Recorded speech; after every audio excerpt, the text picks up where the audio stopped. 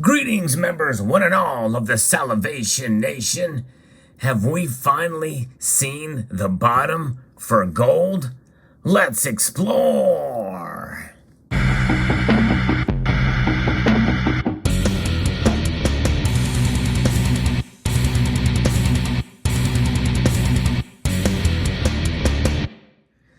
Calling the top or the bottom of the precious metals markets is akin to someone making a prediction about where the price is going to be a year from now or 6 months from now. It's prognostication and speculation.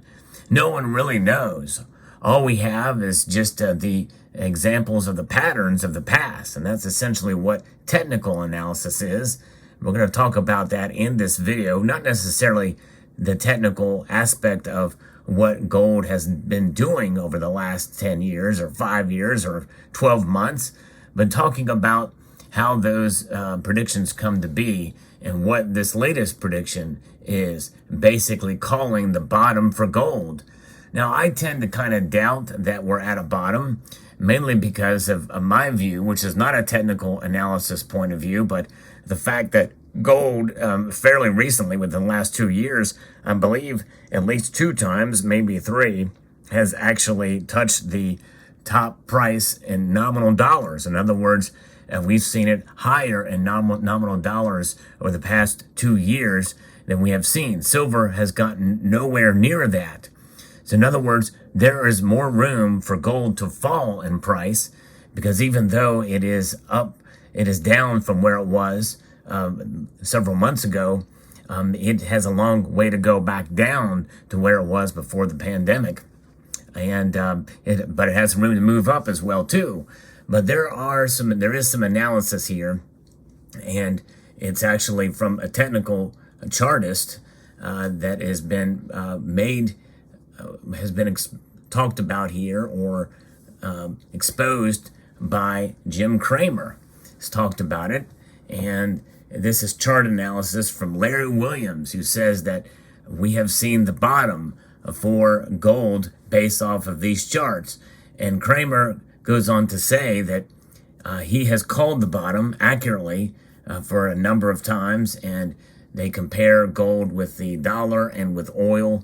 And we're seeing the Commitment of Trader report, and that Commitment of Trader report from the CFTC has seen gold rise whenever these trades happen at the time when gold is unloved, I guess, and they're down. It points circles of an area on that chart where it is low, and each other time where that has occurred, gold has rallied.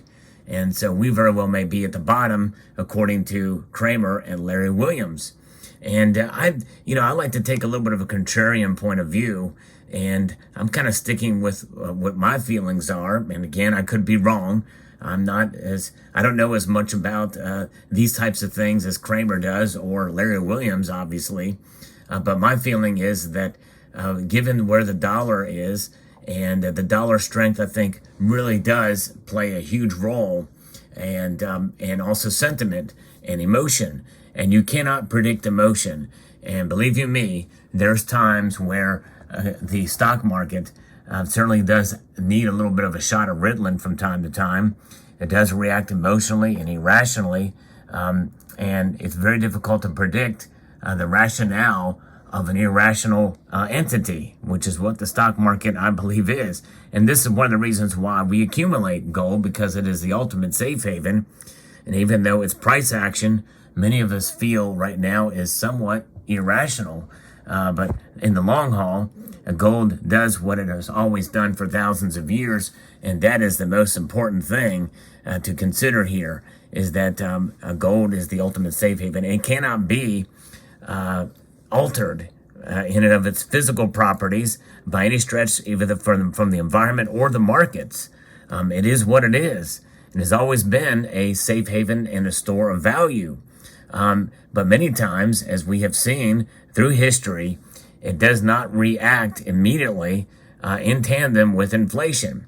Because again, the value of the dollar and the loss of that value over the course of a given year, which by design is about 2%, according to the Fed. That's what they want. They want to see the controlled decline in value of the dollar. That's what they're overseeing as they try to do two things: stabilize the dollar's decline, and have strong jobs. And right now we got some numbers that came out recently that, at least on the surface, bode well on that front, which gives them a mandate to continue with a tightening policy, which means that they're hoping to stave off inflation and bring it under control to a slow, steady decline rather than a rapid decline of the dollar's value.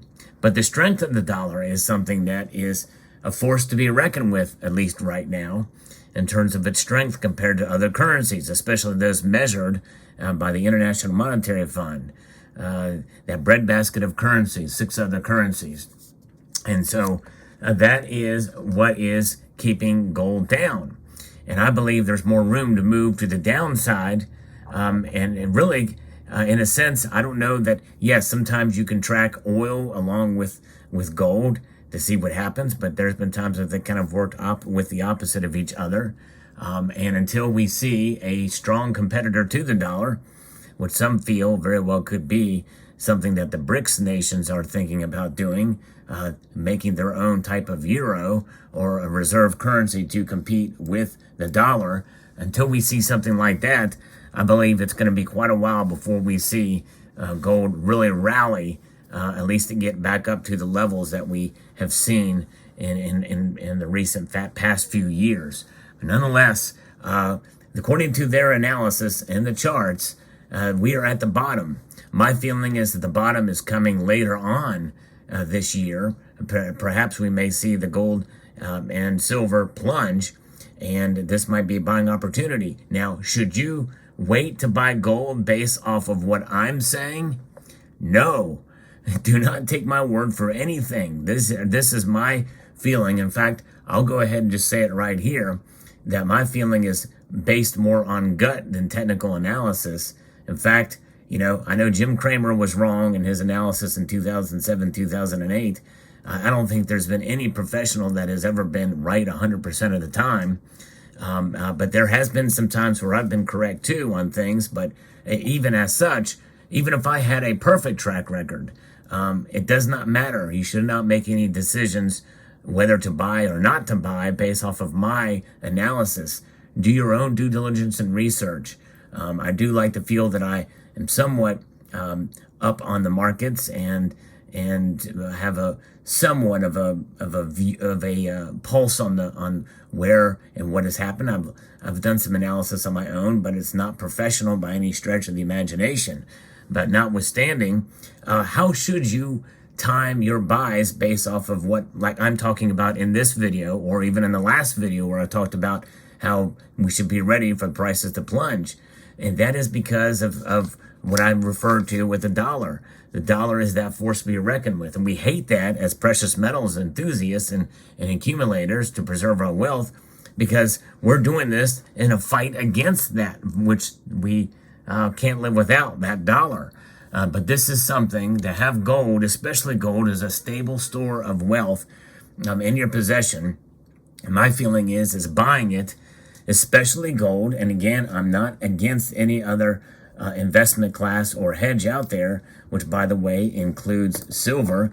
Silver is a metal that, obviously has been very volatile in recent times. And I do still believe it is a store of wealth, but it has been a much more rocky road with silver than gold. Gold is the ultimate time-tested store of value that even people that have moved more towards cryptocurrencies, and they talked about that as well in this piece from Jim Cramer, that Bitcoin has kind of fallen off the edge there, and it's not the store of value that people thought it would be.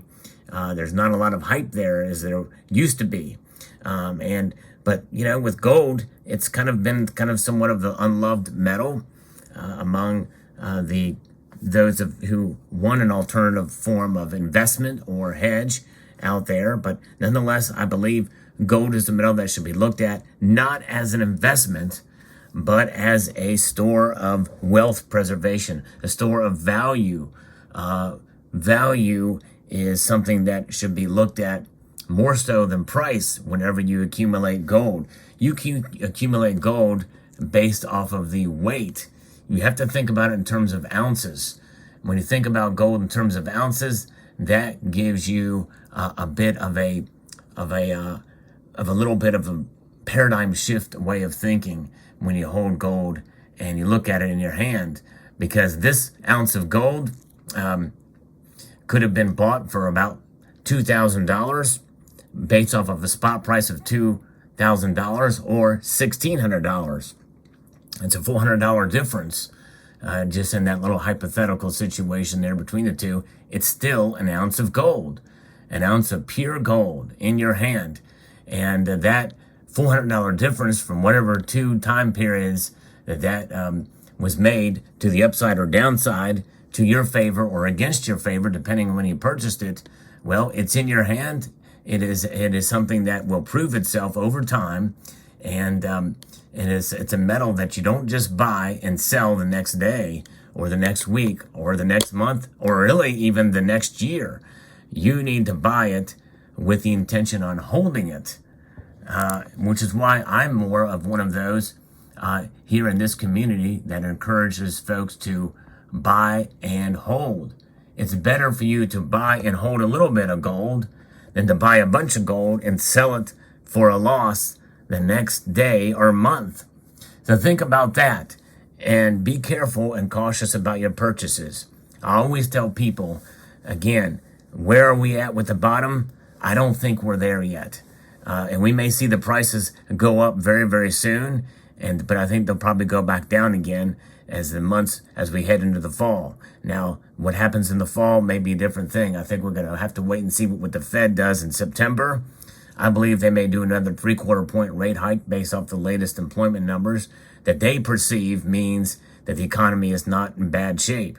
I disagree with that analysis based off of numerous different factors that are into play. And I think this legislation that is likely to be signed soon is another sign that more injection of M2 money supply is going to be hitting the streets and going, by the way, towards all the wrong things, and in the immediate aftermath of which, that's going to seem to be good for the economy, but it's going to backfire on them.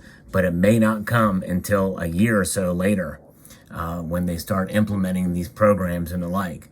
So it's going to be seen as an injection for a good at the beginning, but sooner or later it's going to backfire. And then that's where I think you'll see gold start to not necessarily skyrocket, but I think it will start to climb, and we will find new bottoms, and we'll find new bottom after new bottom and new floor, new resistance for gold.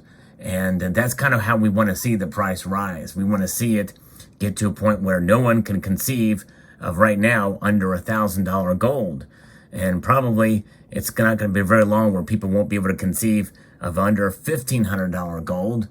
And by the time we get to next year, we may not be able to perceive or conceive of a notion of under $2,000 gold.